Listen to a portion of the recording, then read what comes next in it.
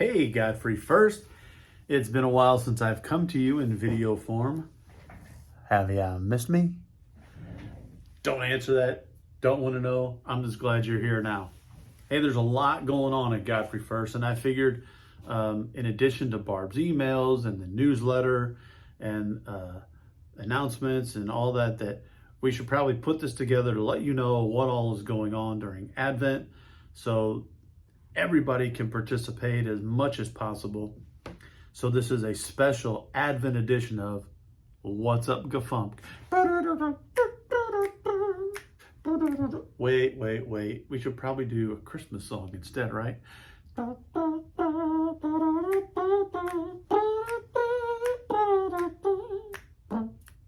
right, let's just get to it.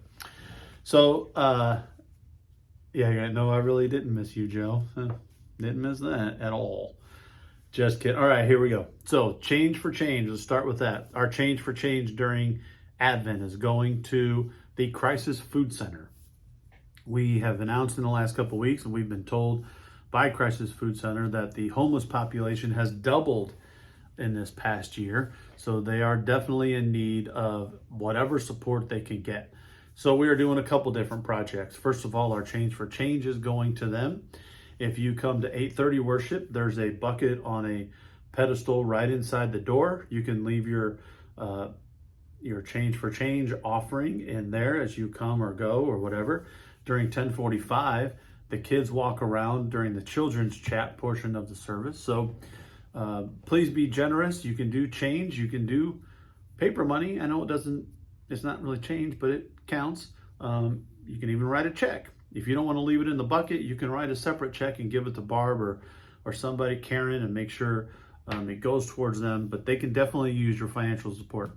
In addition to that, as you walk in the front door, you may see a tuna, peanut butter, and cracker tree. And while it may seem weird, those items don't really go together. They serve a very important function. Those items require no preparation to eat. So you can get peanut butter and tuna and crackers in the hands of some of those homeless people that have no means to prepare food, and they can get that nourishment and protein and carbs that they need right away. So please be generous for both of those things, and let's help our less fortunate people in our community. That's what Jesus would want us to do, am I right?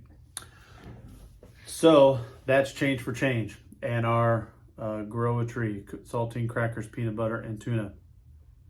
I also want to lift up that Pastor Jay is doing a Bible study during Advent on Sunday and Wednesday called The Redemption of Scrooge.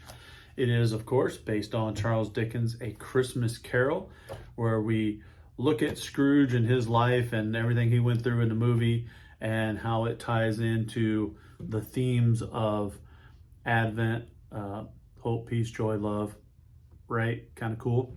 So that happens on Sundays at 9:30 between the services, and then Wednesdays at 7 o'clock. It's the same discussion both days, so you don't have to come to both. But if you can't be here Sunday, be here Wednesday. You can't be here Wednesday, come Sunday. You get the idea. So that's that. A few more things going on. December 11th, this coming Sunday, is Holy Hiking Boots at 1:30 at Principia College. It is in honor and memory of Reverend Fred Beck. For those of you that are Metropolitans or Alton First, as it became, he was the pastor there for some time. It's Mary Lou Beck's late husband. So this hike is in honor of him. If you want to go and hike, you need to let Tina know. Principia likes to keep track of who's coming through their gates. So let her know. There's a Facebook page just for Holy Hiking Boots. You can find it there. You can call her, email her. You can let Barb know in the next couple days, and we can get that message to her. But she needs to kind of have a head count of who's coming. Also, dogs can't come this week. I know some of you bring your dogs, and that's an awesome thing, but they're not allowed to come on this hike at Principia. So let Tina know if you're going to hike, and it's, again, in honor of the late Reverend Fred Beck. Okay, so here's some services we have coming up. On December 18th, we have live nativity in the morning. It's become a tradition here that we do that on the Sunday, the last Sunday before Christmas. And we feature, of course, Mary, Joseph, and baby Jesus, and some shepherds and wise men and angel.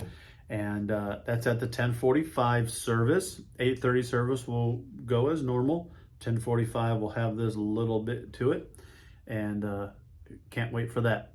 Later in the afternoon at 5 o'clock, we're having a Christmas program, and I'm very excited about that. And I admit, a little nervous, but mostly excited. We're going to have the Good News Choir. It's the adult family choir. We have all kinds of people that have come to participate in this that haven't been part of our traditional choir in the past. So I'm excited about seeing all these people here.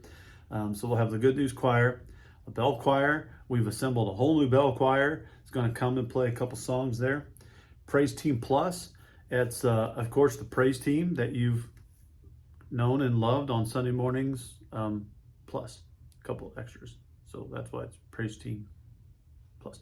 The Ignite Youth Choir is going to come and sing a couple songs. Very excited about hearing them again.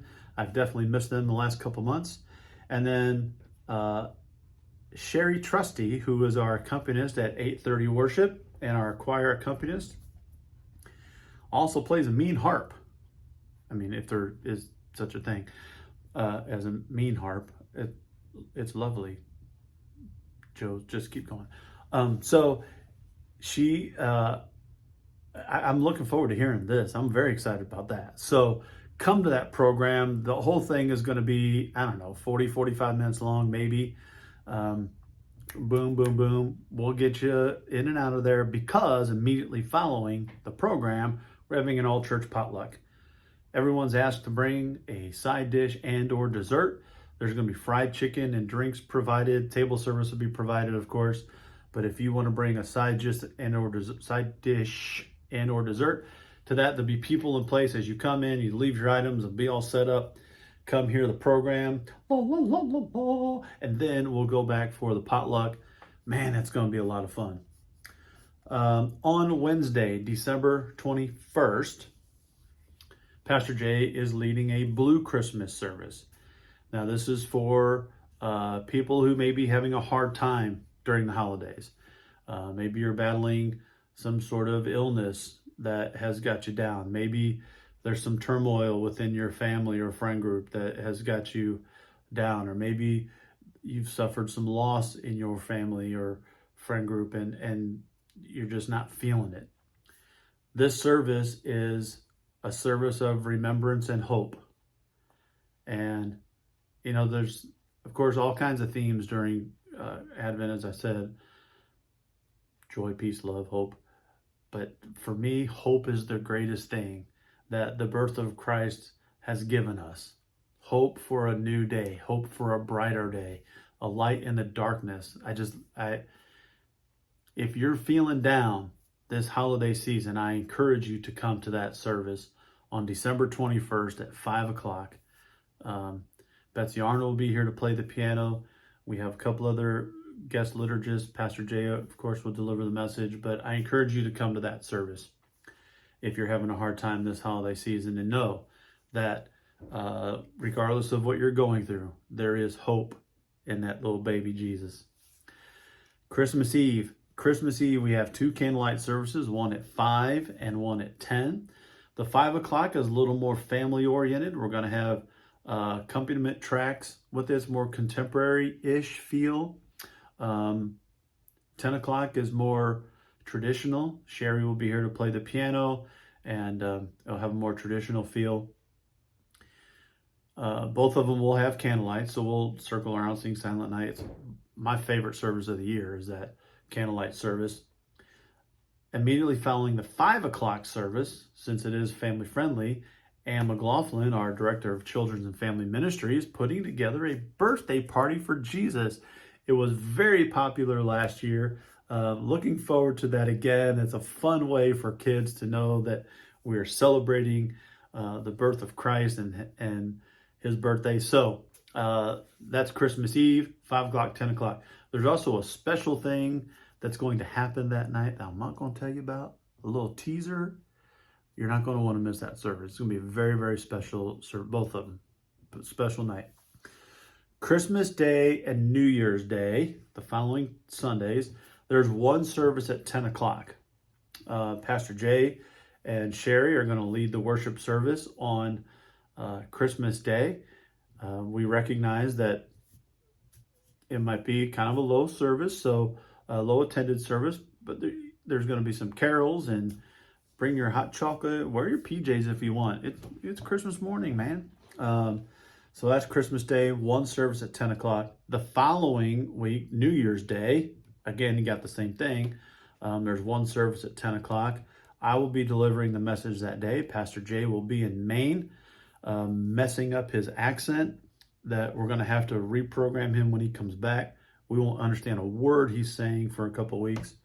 But yeah, he'll be in Maine. And with that said, Pastor Bill Pyatt is going to be delivering the messages for both 8:30 and 10:45 on January 8th. Communion will be put off until Pastor Jay returns. So we won't have communion in those first 2 weeks of January. So, did I get it all? I think I got it all. There is a lot going on.